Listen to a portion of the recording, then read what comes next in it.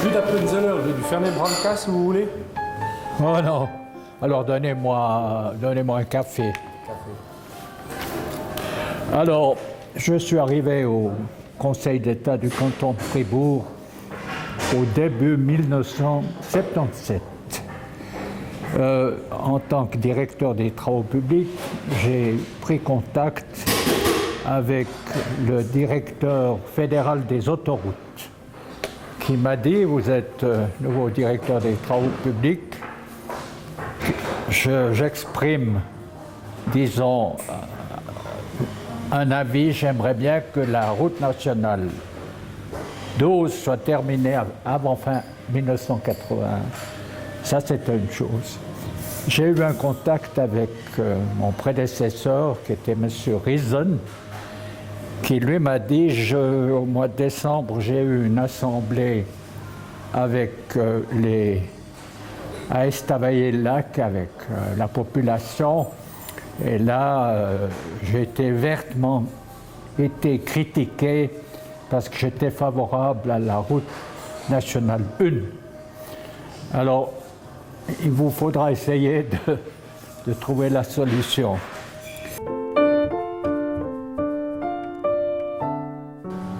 Pour ce qui est de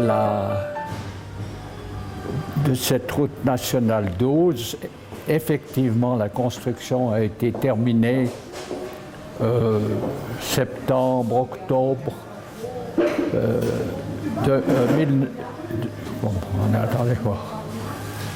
1981. Et l'inauguration a eu lieu le 23 novembre 1981. Avec le Restoroute qui, lui, a été ouvert en avril 1982. Voilà, donc, et là, j'ai fait encore une fois une bonne expérience avec la Fédération des entrepreneurs, son secrétaire, parce qu'il ne faut pas oublier, moi, qu'à l'époque, avant le 1er janvier 1977, où je suis entré au Conseil d'État, j'étais directeur de l'Union patronale du canton de Fribourg et secrétaire de l'Union cantonale des arts et métiers. Alors j'avais des contacts avec les organisations patronales, donc y compris avec la Fédération des entrepreneurs. J'ai eu un problème, c'était lorsque il y avait une adjudication pour le dernier tronçon de l'autoroute, mais ça c'était la 1, juste avant le viaduc, juste à Galmic. Alors c'était là un montant de 12 millions. Alors il y a une entreprise bernoise qui avait une succursale à Chiètre, qui était dans le registre professionnel. À l'époque, ça jouait un grand rôle, puisqu'il fallait être normalement dans ce registre pour former des apprentis. Alors elle avait eu un contact avec un directeur de l'école polytechnique de Zurich, parce que son but c'était de pouvoir avoir cette adjudication à lui-même. Alors, moi je n'ai pas marché dans la combine, et surtout les entrepreneurs du lac, plus un ou deux de la Gruyère, notamment une des succursales de l'entreprise Paquier, sont venus chez moi en disant non, ça ne joue pas. Alors j'ai essayé de convaincre ce gars, mais il n'y a rien eu à faire. Alors moi j'ai proposé au Conseil d'État de faire cette adjudication à des entreprises fribourgeoises, notamment du lac, lui étant dans le groupe pour un certain montant. Il n'a pas été d'accord, il a fait recours à l'Office fédéral des routes. Alors je connaissais bien, moi, le directeur de l'époque, étant donné qu'il était du même parti politique que moi, je le voyais dans les assemblées suisses. Alors il a finalement nommé deux professeurs un Suisse allemand puis un roman. Alors bon, et puis finalement, en fait, la proposition d'adjudication que j'avais faite au Conseil d'État a été acceptée. Alors voilà, ça c'est le fait des entrepreneurs.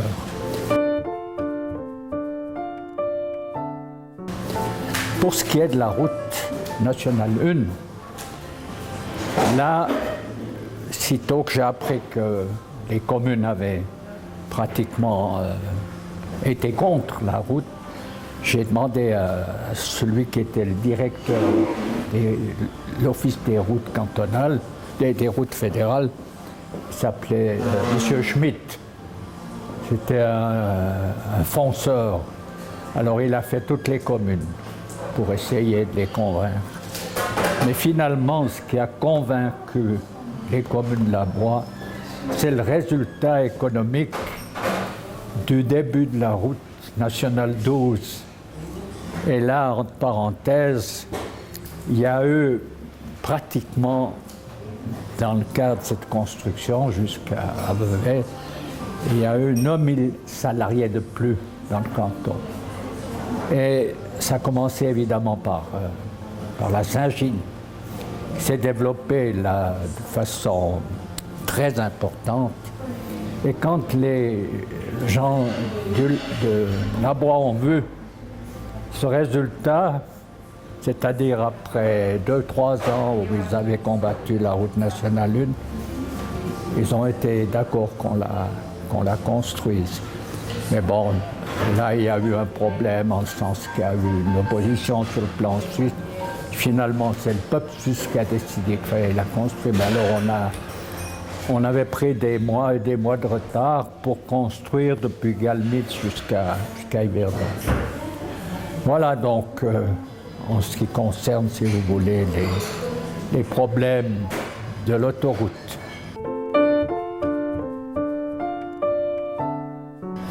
Je relève ceci à votre information, c'est que maintenant les adjudications de travaux ne se font plus par le Conseil d'État ou le Conseil communal. Vous voyez, moi j'avais une marge de 2% qui m'était octroyée par la Confédération. Maintenant, c'est pratiquement une commission qui adjuge sur la base de critères. Le prix, c'est le critère principal. Puis on tient compte, par exemple, mais dans une petite mesure, de l'entreprise qui forme des apprentis. Alors, on en arrive à ce que le Conseil d'État ou le Conseil communal n'ont pratiquement plus rien à dire. Exemple, il y a quelques années, la construction d'une école au Schönberg a été adjugée à une entreprise neuchâteloise. Je dois dire qu'on fait vraiment de mauvaises expériences, hein. Mais ceux qui ont été les premiers à demander justement la pratique de ce nouveau système d'adjudication sont les directeurs des travaux publics. Moi, ici, je n'ai pas eu de problème parce que je m'entendais bien avec je connaissais Pierre Drey, avec qui j'ai fait du sport, je connaissais Arnold Weber, qui malheureusement est mort tout de suite après sa retraite. Mais j'ai vécu parce qu'il y a une association des directeurs des travaux publics. Et là, beaucoup de ces directeurs ne vivaient pas les bonnes expériences que j'ai vécues avec le Conseil d'État du canton de Fribourg. Alors ça a été les premiers à demander en fait que les directeurs des travaux publics ne soient plus mêlés à ces adjudications. Et par là, évidemment, le Conseil d'État.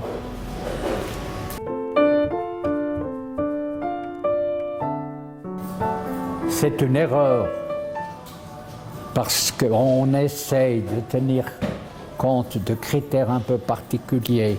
Je vous ai dit, on a peut-être, je ne sais pas si c'est 2 points par rapport au 100 pour les entreprises qui forment des apprentis.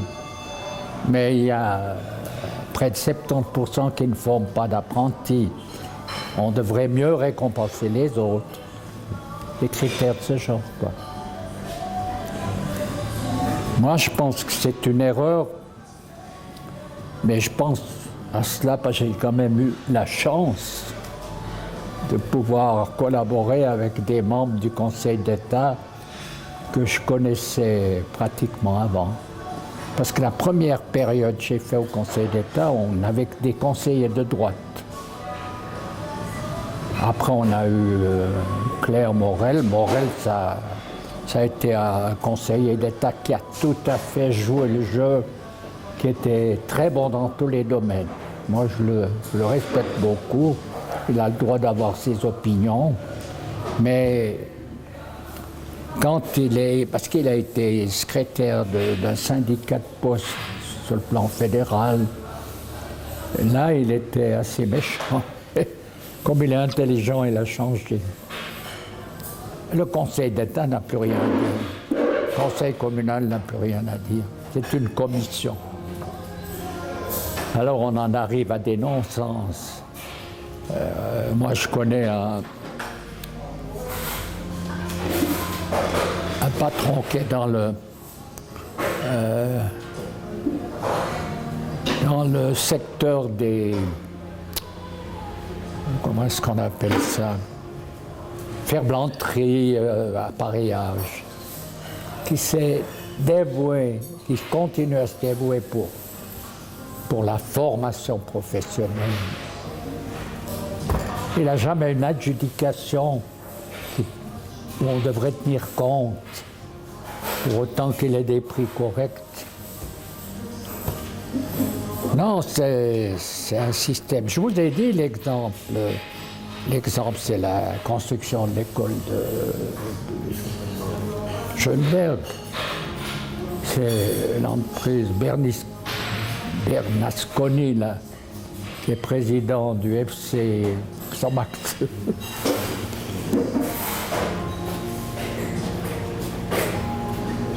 Mais avec ce système actuel, moi, j'aurais jamais pu obtenir des adjudications. Et bien entendu, quand je vois ce qui se passe, je suis un peu nostalgique, mais il faut vivre avec son temps.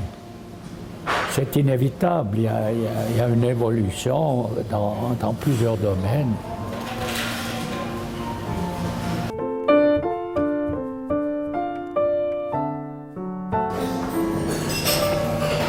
Oui, ça c'était une certaine pratique, mais elle existe beaucoup moins.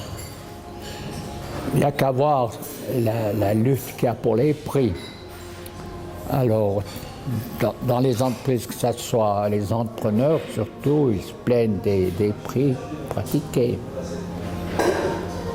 Peut-être bien pour un grand travail, mais en tout cas, moi j'ai vécu un peu ça. Mais j'étais le premier à lutter là contre, parce que je suis libéral, moi, il faut que... Mais ça existe moins maintenant.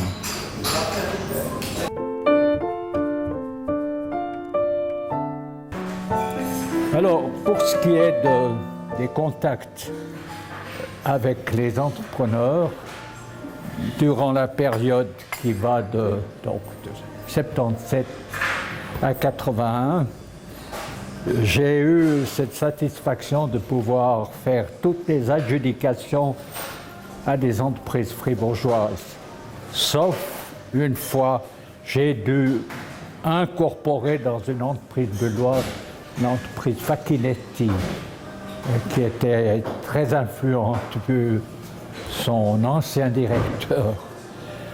Alors voilà donc, mais je dois dire que j'ai été content des entrepreneurs parce qu'ils ont joué le jeu. D'autre part, j'ai constaté qu'il y avait une certaine collaboration entre eux. Par exemple, j'ai reçu un téléphone d'une entreprise de Châtel-Saint-Denis qui m'a dit « Oh, je dois mettre au chômage une équipe ». Alors évidemment, c'était un non-sens. Elle n'était pas adjudicatrice parce qu'elle était trop petite. Mais j'ai téléphoné à une entreprise de Bulle qui a été tout à fait d'accord prendre en charge cette équipe-là. Donc, vous voyez, ça, ce côté-là, ça collaborait bien, donc j'étais satisfait de ce côté-là. Moi, j'ai eu quand même des contacts dans le cadre de l'Union cantonale des arts et métiers, puis j'ai connu quand même aussi une série d'entrepreneurs. Alors moi, je souhaite, et il semble que ça soit le cas parce qu'il y a eu de jeunes présidents depuis un certain nombre d'années, mais je souhaite que la Fédération des entrepreneurs continue en fait à rendre les services qu'elle rend dans le domaine de la construction avec une certaine collaboration dans les entreprises. Ne peut pas toujours avoir une collaboration totale. Mais je constate actuellement que l'ambiance est très favorable pour cette collaboration.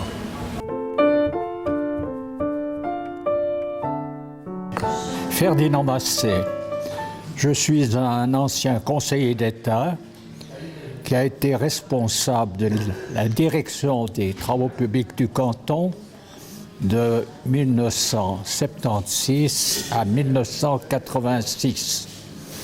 C'est à ce titre, Monsieur le Président, Mesdames et Messieurs, que j'adresse mes vives félicitations à la Fédération fribourgeoise des entrepreneurs à l'occasion de son 75e anniversaire.